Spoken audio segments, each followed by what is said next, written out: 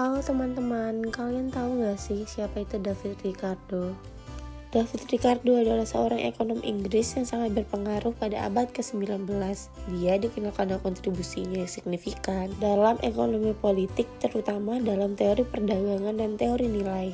Ada beberapa pemikiran David Ricardo tentang ekonomi, salah satunya yaitu keuntungan komparatif. Teori keuntungan komparatif menjelaskan bahwa perdagangan internasional dapat memberikan manfaat bagi semua negara, bahkan jika suatu negara lebih efisien dalam memproduksi semua barang dibandingkan negara lainnya. Selanjutnya ada teori tanah dan sewa. Ricardo mengembangkan teori tanah yang menyatakan bahwa harga sewa tanah ditentukan oleh produktivitas tanah tersebut. Teori ini membahas dampak peningkatan populasi dan pertumbuhan ekonomi terhadap distribusi pendapatan dan beberapa pemikiran lainnya.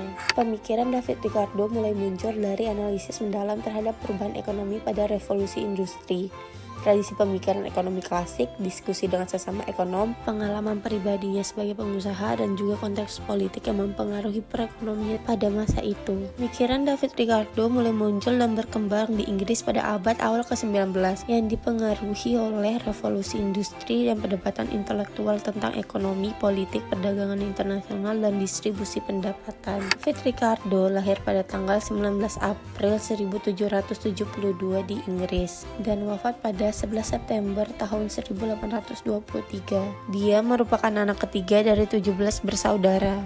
Ibunya bernama Abigail dan ayahnya bernama Abraham. Ayahnya adalah seorang makelar saham yang sukses pada zamannya.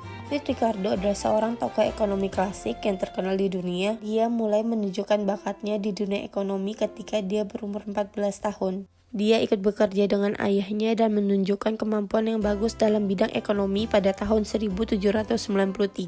Dia kemudian menikah dengan seorang perempuan yang bernama Priscilla Anne Wilkinson.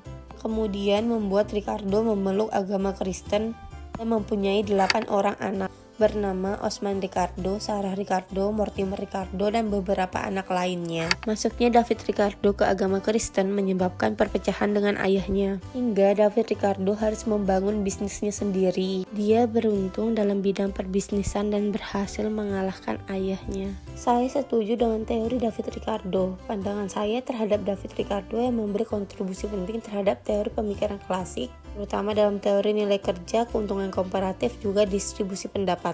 Karena pemikirannya telah menjadi dasar penting dalam perekonomian modern tentang perdagangan internasional dan masih banyak lainnya.